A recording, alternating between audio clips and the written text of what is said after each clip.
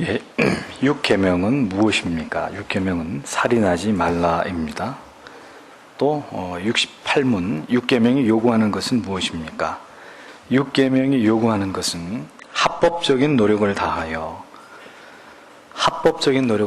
자신의 생명과 다른 사람의 생명을 지키는 것입니다. 이렇게 소려문답 교리가 이 부분에 관해서 진술을 합니다. 본 계명은 출애굽기 20장 13절 또 신명기 5장 17절 이렇게 기록이 되어 있는 말씀이죠. 이 살인하지 말라는 교리를 어떻게 포괄적으로 적용해서 다루고 있는지를 깊이 생각해 보려고 합니다. 자, 오늘 교리는 우리에게 합법적인 노력을 다해서 자신의 생명뿐 아니라 다른 사람의 생명을 지키고 그리고 보존해야 함을 하나님께서 우리에게 주신 명령이다, 이렇게 이야기를 하고 있습니다.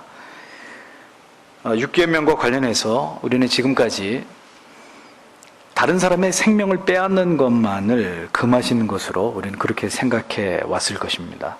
살인 그러면 다른 사람을 죽이지 말라, 아주 이렇게 단순하게 그런 의미로만 받아들였을 터인데 10계명에서 살인하지 말라는 계명은 타인의 생명뿐 아니고 자신의 생명까지, 내 생명을 지키는 것까지 포함하고 있다는 것을 우리가 유의해서 생각해 보아야 합니다.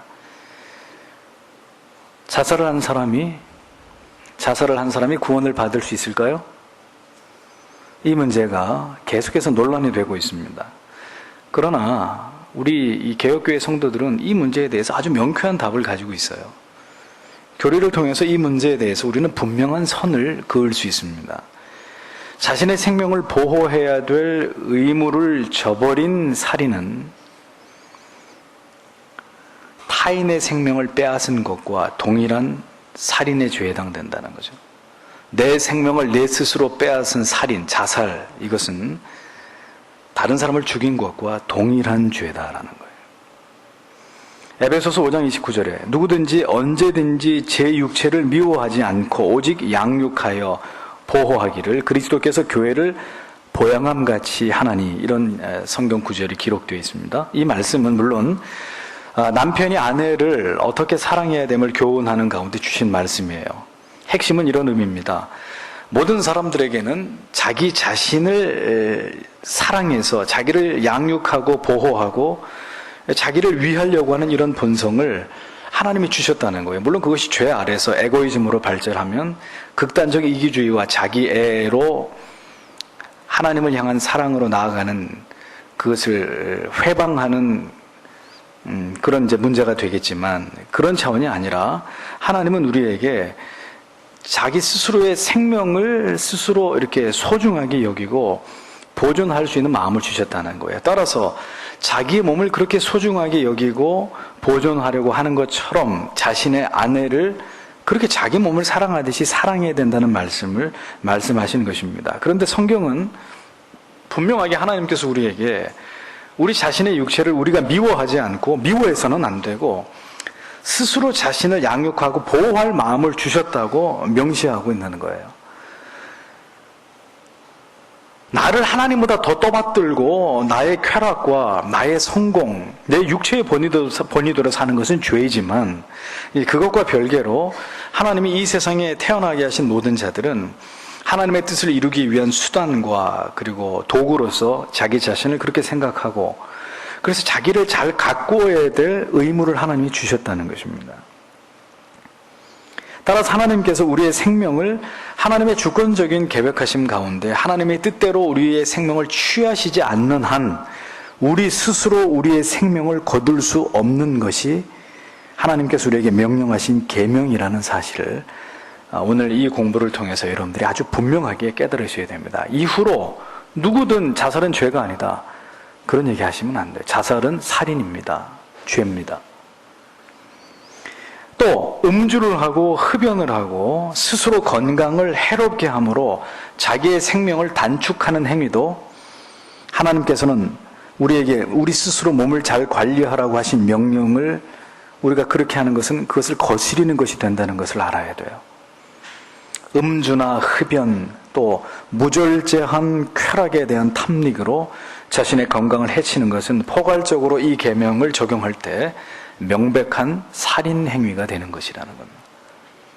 자, 이처럼 성경은 먼저 다른 사람의 생명을 빼앗는 것도 물론 안 되지만 내 자신의 생명에 관해서도 이렇게 철저하게 내 스스로의 하나님이 주신 생명 자체를 내가 내 의지로 빼앗거나 내 생명 자체를 나의 부주의함으로 단축시키는 것 자체도 금하고 있다는 사실을 오늘 확인할 수 있습니다.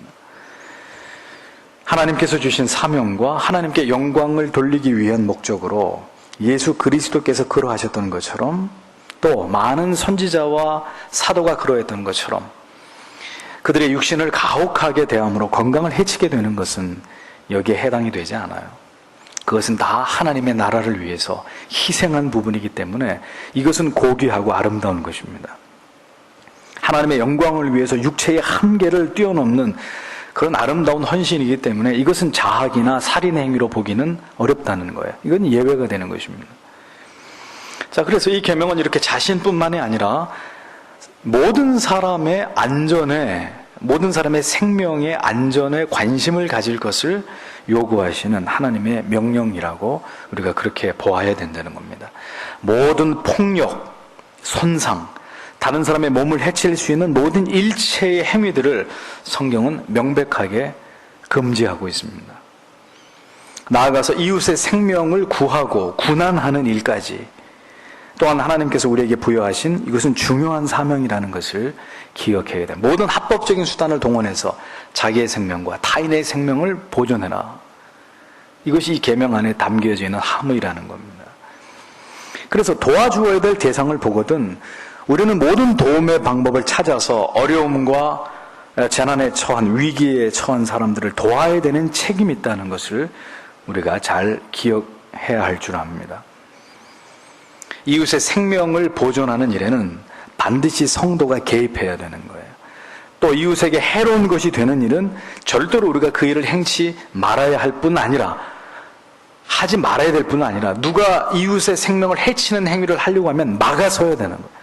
보다 적극적으로 내가 그런 직접적으로 이웃에게 위해를 끼치는 행위를 안 하는 것은 말할 것도 없고 누가 그렇게 누구를 해치려고 하는 것을 보거든 뛰어들어서 그것을 막아야 된다는 거예요. 위험한 상황에 처해 있을 때 우리가 그들을 구해야 될 의무가 있음을 이 계명은 담고 있다는 걸 염두해야 돼요. 그러니까 저 같은 사람은 수영을 못하기 때문에 누가 물에 빠져 죽어가는 걸 보고 뛰어들어서 구해야 되거든요. 그러기 위해서 수영을 배워야 되는 거죠. 누군가가 지금 죽어간다, 물에 빠져 죽어간다, 수영을 잘 할 줄 아는데 물구름이 구경만 하고 죽어가는 걸 지켜본다, 살인하는 거라는 거죠. 이 계명에 대한 포괄적 적용은 이렇게 중요한 문제를 다룹니다. 다른 사람의 생명까지 지키는 것까지를 살인하지 말라는 의미 속에 포함시키고 있다는 거예요. 누가복음 10장에서 우리는 선한 사마리아인의 비유를 기억합니다. 예루살렘에서 여리고로 내려가다가 강도를 만나서 거반 죽게 된 사람을 제사장과 레위인과 사마리아인이 차례로 지나갔지만 그를 불쌍히 여겨서 그를 구조한 사람은 선한 사마리아인이었음을 예수님께서 말씀하셨습니다. 그러면서 주님이 제자들에게 물어봅니다. 너희들이 생각할 때 누가 이 자의 진정한 이웃이라고 생각하느냐? 그러면서 제자들에게 이렇게 말씀하시죠. 가서 너희도 이와 같이 하라. 분명하게 말씀하십니다. 가서 너희도 이와 같이 하라. 어려운 사람을 보거든 절대로 그냥 지나치지 말고 구하라 이거죠. 그것이 살인하지 말라는 계명과 일맥상통하고 있다는 겁니다. 언제나 보십시오. 강한 사람은 약한 사람을, 더 많이 가진 사람은 더 적게 가진 사람을, 육신이 건강한 사람은 그리고 장애를 입었거나 심히 병약한 사람을 언제나 배려하고 섬기고 도와야 되는 의무가 있다는 걸 잊어버리시면 안 돼요. 이건 선택사항이 아니에요. 언제든 도움이 필요한 자를 돕는 것은 살인하지 말지니라는 계명의 보다 적극적인 실천이라는 사실을 기억해야 합니다. 절대로 구경해서는 안 됩니다. 어떤 경우에도 물끄러미 죽어가는 사람, 고통당하는 사람 구경하는 것 하나님이 절대 기뻐하실 일이 아니라는 겁니다. 사도행전에서 사도 바울은 이렇게 설교합니다. 사도행전 20장 35절에서 범사에 너희에게 모본을 보였느니 곧 이같이 수고하여 약한 사람들을 돕고 또 주 예수의 친히 말씀 바 주는 것이 받는 것보다 복이 있다 하심을 기억하여야 할지니라 그랬습니다. 반드시 약한 사람들을 도와야 된다. 주어서, 베풀어서, 내 힘을 뻗어서 구해야 된다. 도와야 된다고 분명히 말씀합니다. 수고해서 약한 사람들을 도와라. 시편 82편 3절 4절에 보면 가난한 자와 고아를 위하여 판단하며 곤란한 자와 빈궁한 자에게 공의를 베풀며 가난한 자와 궁핍한 자를 구원하여 악인들의 손에서 건질지니라 하시는도다. 이런 말씀이 기록되어 있습니다. 자, 왜 하나님께서 이런 말씀을 우리에게 주셨느냐? 죄악이 관영한 세상에서는 이렇게 약하고 가난한 자가 항상 강하고 풍족한 자들에게 고통을 당하고 생명의 위협을 받고 그리고 손실을 입게 되는 일들이 다반사이기 때문에 세상에서는 그런 일들이 비일비재하기 때문에 우리 믿는 사람들이 그리스도인들이 적극적으로 그런 문제 속에 개입해서 약자들을 보호하지 않으면 그들은 계속해서 세상에서 고통을 당할 수밖에 없기 때문에 하나님이 이 문제에 대해서 손을 걷어붙이고 뛰어들라는 거예요. 하나님의 백성들이. 대기업의 횡포로 중소기업들이 무너지는 이런 약육강식의 죄악된 세상의 법칙들을 하나님은 절대로 기뻐하시지 않는다는 거예요. 고용주가 고용인의 임금을 체불하고 이것을 토색하는 것에 대해서 하나님은 심히 진노하시는 분이라는 거예요. 그래서 하나님께서는 약하고 가난한 자를 보호하라고 우리에게 명령하시는 것입니다. 그들의 생명을 보존하고 그들의 살 길을 도모하라고 우리에게 명령하시는 거예요. 주님께서 가르치신 기도 가운데 주기도문 강해하면서 분명히 이 부분을 말씀드렸죠. 오늘날 우리에게 일용할 양식을 주옵시고, 여기서 포인트가 뭐겠습니까? 오늘날 우리에게 나에게만이 아니고 나만 잘 먹고 잘 살면 감사합니다 주여, 그게 아니고 나의 양식이 아니라 우리의 양식에 관심을 가져야 된다고 말씀했다는 겁니다. 사람이 이 땅에 살면서 누구든지 생명의 위협이나 위해를 받는 일이 없도록 하나님께서는 여러 가지로 우리에게 배려하셨습니다. 구약 성경에 도피성 제도가 나오죠.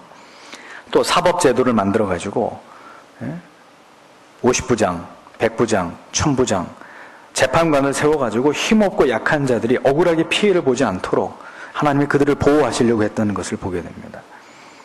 오늘 교리는 모든 합법적인 노력을 다해서 다른 생명을 지키는 것이 육계명을 실천하는 것이다, 이렇게 우리에게 권고합니다. 성도는 생명의 소중함을 깊이 인식하고 살아가야 된다는 거죠. 생명의 소중함. 그래서 교회와 우리 성도님들께서 반드시 하나님 앞에 가기 전까지 우리가 힘을 기울여서 해야 할 일들 가운데는 이 지구상에서 굶어 죽어가고 있는 여러 가지 어려움과 고통 가운데 있는 자들을 향해서 우리가 할 수 있는 한 힘을 다해서 그들의 생명을 보존하고 지키고 그들을 도울 수 있는 일에, 그들이 인간다운 삶을 살아가게 하는 일에 최선을 다해서 우리가 손을 뻗어가지고 그리스도의 사랑을 전하고 그들을 보살펴야 되는 중대한 책임의 의무가 우리에게 있다는 것입니다. 우리에게. 가까이는 우리의 이웃과 그리고 멀리는 저 아프리카의 기아와 기근에 허덕이고 있는 나라와 그 민족까지 할 수 있는 한 교회가 힘을 다해서 그들을 돕고 섬기는 일을 추진해야 되는 거룩한 사명이 성도들에게 교회에 있단 말이에요. 지구상의 모든 교회들이 저 가난 저주받은 어두움의 땅에 있는 자들을 구원하기 위해서 우리가 기금을 만들어가지고 저들을 돕는다면 굶어 죽을 일이 없을 거예요. 미국에서 옥수수나 밀가루를 아프리카에 갖다 주고 싶어도 운송 비용이 그 곡식 비용보다 더 든다는 거예요. 그러니 못 도와주고 있는 거예요. 지구상에 굶어 죽어가는 수많은 사람들의 고통을 방치하고 우리가 외면하는 것도 그건 내 알 바 아니야. 뭐 제3세계가 어떻게 굴러가든 그거는 내가 신경 쓸 바 아니야. 나는 내 먹고 사는 게 중요해. 이렇게 우리가 그들을 외면하는 것도 이 계명의 포괄적 적용의 차원에서 본다면 여러분들이 전부 다 암묵적 살인에 동의하고 있다는 것입니다. 회영교회가 속히 이러한 귀한 일에 인적 자원과 물질적 자원을 후원하고 지원할 수 있게 되기를 기도하셔야 합니다. 살인하지 말라는 말씀을 이제 더 넓은 범위로 확대해서 적용을 해보죠. 요한일서 3장 15절에 그 형제를 미워하는 자마다 살인하는 자니 이렇게 말씀하고 있습니다. 예수께서는 마태복음 5장 22절에서 형제에게 노하는 자마다 심판을 받게 되고 형제에 대하여 나가라 하는 자는 공회에 잡히게 되고 미련한 놈이라 하는 자는 지옥불에 들어가게 되리라 그랬어요. 지옥불에 들어간대. 이웃에게 야 이 미련한 놈아 그 말을 했다고 해서 지옥불에 들어간다고 말씀하고 있어요. 하나님께서는 어떤 경우도 우리 가운데 심어두신 하나님의 형상이 침범받는 것을 허락하지 않습니다. 이 말씀의 의미는 어떤 일이 있어도 우리의 이웃의 몸은 말할 것도 없고 그의 영혼과 정신과 마음에까지 고통을 주어서는 안 된다는 거예요. 각 사람 안에 각 사람 속에 새겨져 있는 하나님의 형상을 존중하므로 우리는 어떤 일이 있어도 하나님께서 지으신 육신과 그리고 그의 정신과 마음까지도 훼손하거나 그의 안전과 정신적 안정과 육체적 안전을 해치는 일을 해서는 안 된다는 거예요. 육체만을 상해하는 것이 죄가 아니고 그의 마음과 정신을 상해하는 것도 동일한 죄라고 성경은 이 부분을 이렇게 우리에게 설명합니다. 교리는. 누군가에게 피가 마르는 정신적 고통을 계속해서 내가 주고 있다. 어디 네가 죽나 내가 죽나 한번 해보자. 그리고 계속해서 그 사람에게 극도의 정신적 고통을 계속해서 준다. 명백한 살인이라는 거예요. 하나님께서는 결코 이런 일을 죄 없다고 말씀하시지 않을 거라는 겁니다. 그러니까 미움, 분노, 모욕, 시기, 질투, 배척, 배신, 명예훼손 이런 모든 우리의 악한 감정과 그 감정에서 비롯되는 이런 드러난 악들은 칼로 사람을 찌르는 것만이 살인이 아니라 명백하게 하나님의 형상을 따라 창조된 하나님의 자녀들을 살인하는 일이다. 교리는 이렇게 살인하지 말라는 이 말씀을 확대해서 적용하고 해석하고 있습니다. 인터넷 실명제가 위헌이라는 대법원 판결이 나왔습니다. 참으로 안타까운 일이 아닐 수 없어요. 실명으로 글을 올린 경우 인권 침해 여지가 있다는 것인데 도대체 누구를 위한 도대체 무슨 인권이 필요하다는 얘기인지 참 답답합니다. 자기의 글에 대해서 이름 걸고 책임을 지라는데 거기에 뭔 인권을 보호하냔 말이에요. 그럼 그 글을 올리지를 말든가 악플, 댓글 달아가지고 다른 사람 괴롭히지 말라는 거 아닙니까? 실명제 하자는 것은. 그런데 실명을 달아서 그렇게 해서 그 실명을 올린 사람의 인권이 침해당한다니 이게 도대체 무슨 똥단지 같은 소리인지 이해가 안 되는 거예요. 여러분 이해되세요? 저는 잘 이해가 안 돼요. 인권을 훼손하는 자의 인권을 왜, 무엇 때문에 이거 보호해줘야 된다는 말인지 이런 모든 현상들이 지난주에도 말씀드렸죠. 절대 기준이 붕괴된 사회에서 나타나는 괴이한 현상들이에요. 총으로 8명을 난사해서 죽였는데 무죄라는 거예요. 왜? 이 사람 정신병자예요. 이제 우울증이 있고 어렸을 때 고아로 자랐고 부모에게 학대받았기 때문에 그냥 홧김에 정신이 좀 이렇게 돼서 드르륵 하고 8명 죽였는데 이 사람 잘못이 아니라는 거예요. 그럼 죽은 사람들은 이 도대체가 말이 안 되는 세상이에요. 익명으로 다른 사람의 명예를 훼손하고 죽음에 이르는 고통을 주어도 그런 위해를 끼친 사람의 인권을 보호하기 위해서 실명제를 인정할 수 없다. 이해되지 않습니다. 성폭력범에게 왜 화학적 거세를 확대하지 않느냐 이런 질의에 대해서 피의자의 인권에 대한 과도한 제한이 될 수 있기 때문에 그렇게 하지 않는다. 도대체 법은 누구의 인권을 보호하기 위해 존재하는 것인지 개탄스럽게 그지없습니다. 이거 뭐 우리가 무슨 여기 저기 서명을 하든지 해가지고 이거 뭐 어떻게 나서든지 해야지. 참 누구도 다른 사람에게 피해를 주어서는 안 돼요. 창세기 9장 6절에 하나님이 얼마나 이것을 엄하게 다루시냐면, 모든 사람의 피를 흘리면 사람이 그 피를 흘릴 것이니 이는 하나님이 자기 형상대로 사람을 지었음이니라, 이렇게 말씀합니다. 사람의 피를 흘린 사람, 그 사람 피를 흘리게 하라는 거예요. 누구든지 어떤 이유에서든지 타인의 생명을 빼앗거나 이에 상응하는 고통을 주게 되면 그 사람도 똑같이 그런 고통과 그런 피해를 주게 하라. 성경은 이것을 엄하게 이야기합니다. 하나님께서는 이 문제를 이렇게 엄히 다루시면서 다른 사람의 생명을 빼앗는 자는 그의 생명을 빼앗는 것으로 그 죄를 갚아도 된다고 말씀하시는 거예요. 이렇게 지엄한 법을 세우신 것은 사람의 생명을 보호하시기 위함이에요. 사형제도는 합법적이고 성경적인 것입니다. 하나님께서는 재판을 통해서 무죄한 자의 생명을 빼앗은 자의 생명도 반드시 거두게 하심으로 이러한 타인의 생명을 빼앗는 극악무도한 죄에 대해서 일벌백계로 삼아서 살인은 하나님이 가장 미워하시는 죄라는 것을 사람들에게 널리 알리라고 명령하셨어요. 다만 판결도 인간이 하는 것이기 때문에 무죄한 사람에게 만약 사형 선고가 내려지고 그게 집행이 됐다.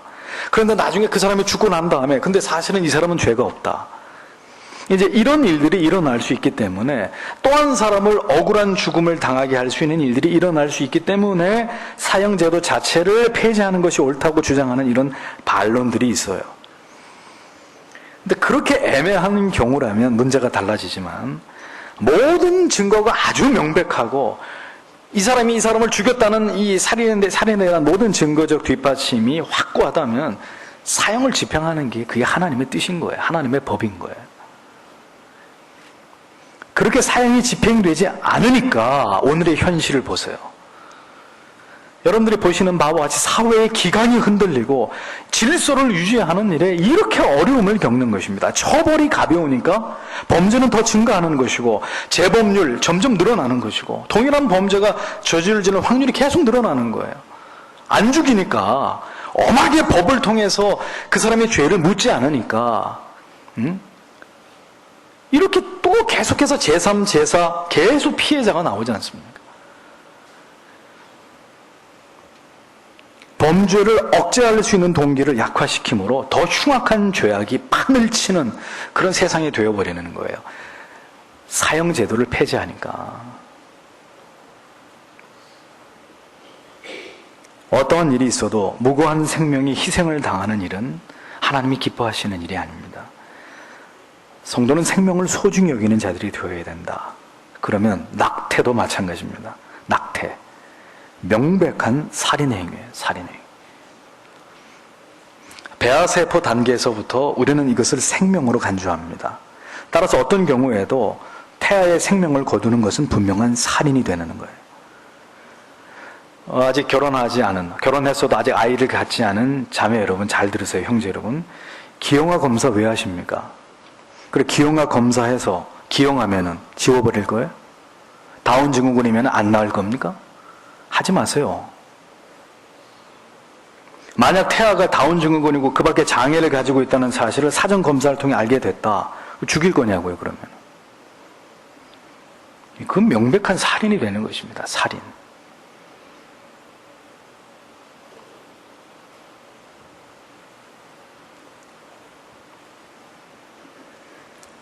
신자는 반드시 낙태를 금하고 하나님이 주신 모든 소중한 생명들을 소중하게 여기면서 그 생명을 지켜주어야 될 엄중한 의무와 책임이 있다는 사실을 잊어버려서는 안 됩니다.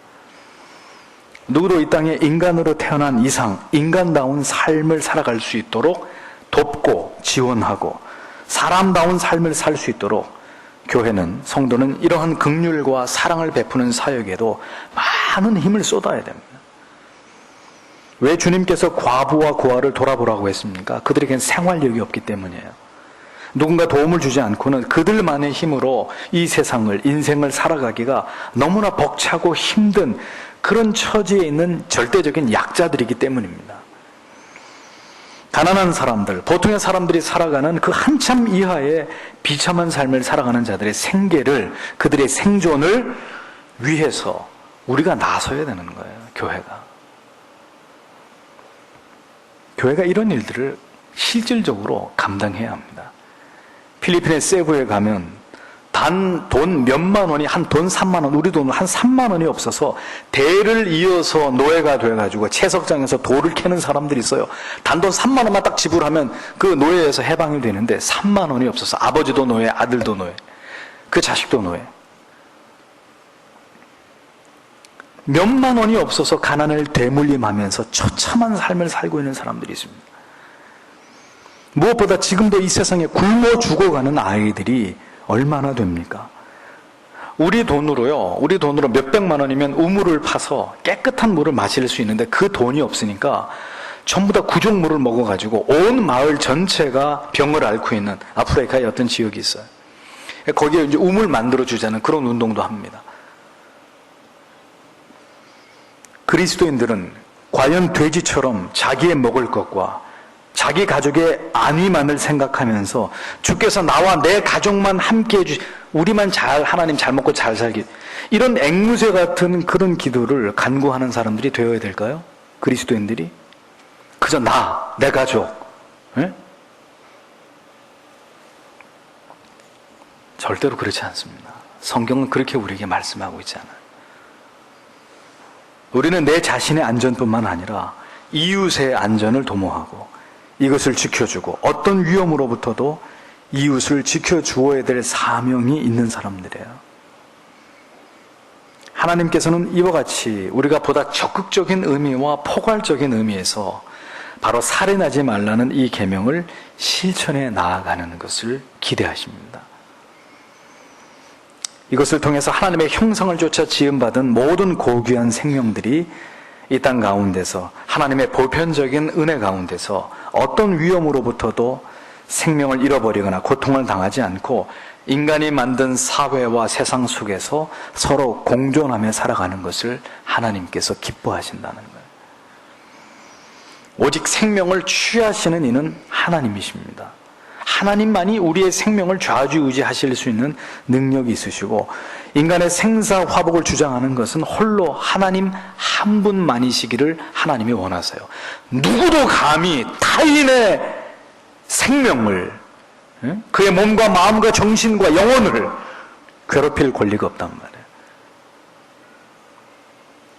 이 6계명을 깊이 고찰하면서 생명에 대해서, 그 생명의 존엄성과 내 자신뿐만이 아닌 우리가 지켜주어야 될 그런 생명들에 대해서 여러분들의 마음의 눈이 열리고 육신의 귀가 열리는 그런 계기가 되었으면 좋겠습니다. 그래서 회원교회도 내년도에 예산을 편성하면서 하나님이 허락하시는 대로 이렇게 아주 매우 구체적이고 실질적으로 죽어가는 사람, 고통당하는 사람들을 도울 수 있는 그런 사역에 하나님 앞에 힘있게 이런 일들을 감당하는 그런 교회가 됐으면 좋겠습니다. 다음 주에 6계명이 금지하고 있는 내용에 대해서 더 깊이 나눠보도록 하겠습니다. 기도하겠습니다.